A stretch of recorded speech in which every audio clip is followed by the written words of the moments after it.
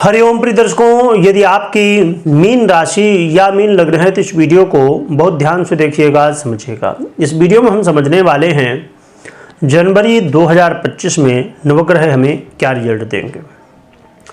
2025 की शुरुआत होने जा रही है जनवरी के साथ में। जनवरी में कौन कौन से ग्रह कब परिवर्तन करेंगे, क्या प्रभाव होगा, क्या उपाय करने होंगे, सभी कुछ विस्तार से समझेंगे।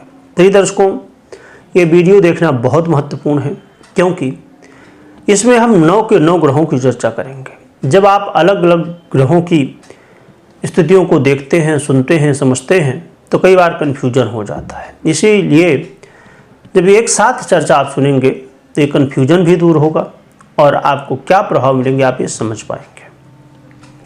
प्रिय दर्शकों, आइए सबसे पहले हम ग्रह स्थितियों को समझ लेते हैं। ग्रहों की बात की जाए तो सूर्य का परिवर्तन मकर राशि में 14 जनवरी को होने जा रहा है। चंद्रमा गोचर करते रहते हैं, अपना परिवर्तन बदलते ही रहते हैं। और मंगल की बात करें तो मंगल का परिवर्तन इस समय कर्क राशि में गोचर कर रहे हैं, परंतु वक्री अवस्था में होने की वजह से 21 जनवरी से ये मिथुन का भी प्रभाव देना शुरू कर देंगे। और बुध की बात करें तो बुध का परिवर्तन 4 जनवरी को होगा, जो कि धनु राशि में होगा। और पुनः इसी महीने 24 जनवरी को ये पुनः से परिवर्तन करेंगे शनिदेव की साधारण राशि मकर पर। और देवगुरु बृहस्पति इस समय वृषभ पर गोचर कर रहे हैं। शुक्र का परिवर्तन 28 जनवरी को होगा, जो कि मीन राशि में होगा।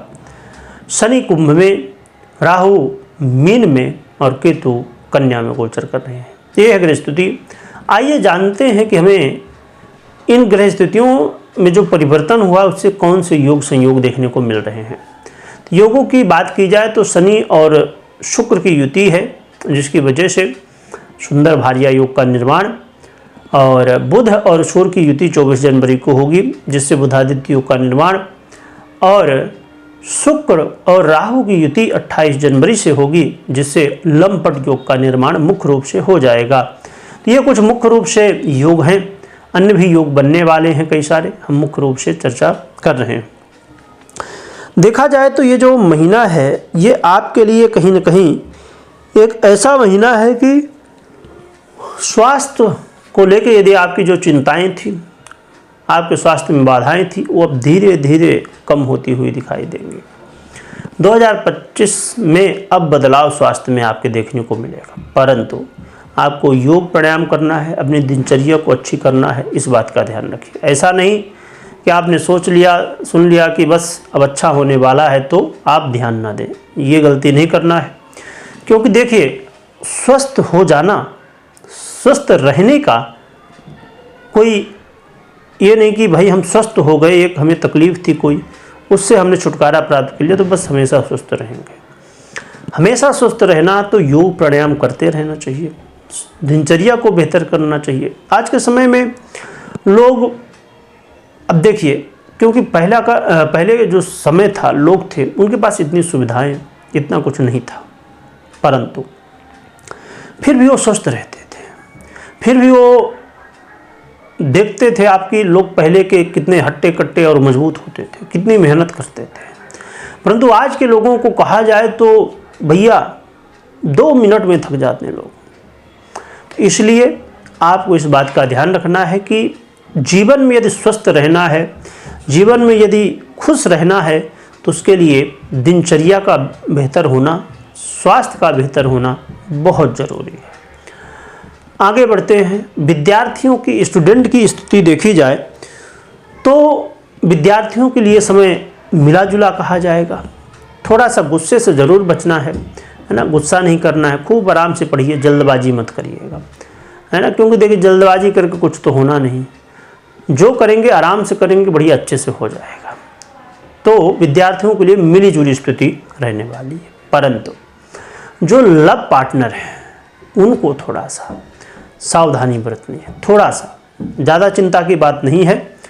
बाकी शुक्र महाराज स्थितियों को संभाल लेंगे, तो थोड़ा सा में क्या ध्यान रखना है, गुस्से को कंट्रोल करिएगा।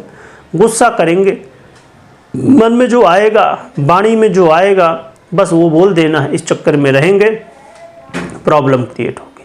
परंतु यदि धैर्य रखेंगे तो ये आपके लिए बेहतर रहने वाला है। इसके अलावा देखा जाए तो जो व्यापारी वर्ग है, तो व्यापारी वर्ग के लिए ये समय कहा जाए तो मेहनत का तो है, परंतु लाभ भी है ना।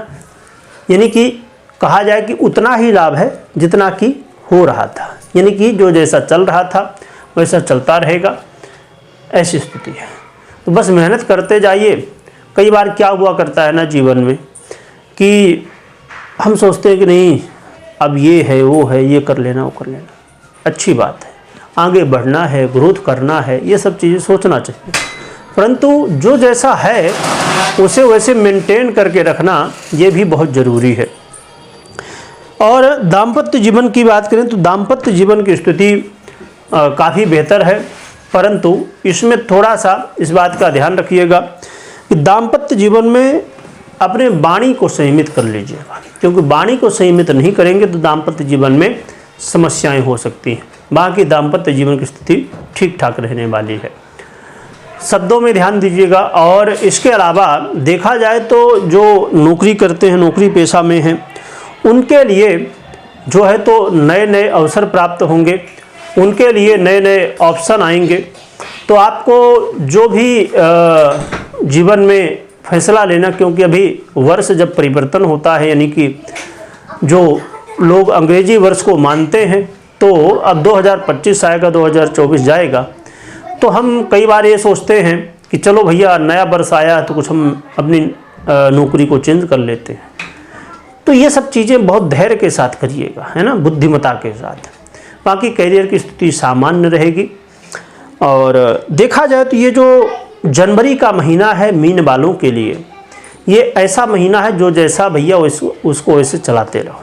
बहुत ज़्यादा भागने की, बहुत ज़्यादा शॉर्टकट की आवश्यकता नहीं है। शॉर्टकट के चक्कर में कोई बेनिफिट होता नहीं है, इस बात का ध्यान रखिएगा।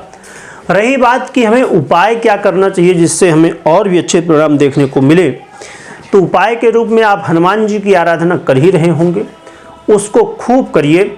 अपनी आराधना को, हनुमान जी की आराधना को खूब बढ़ा दीजिए।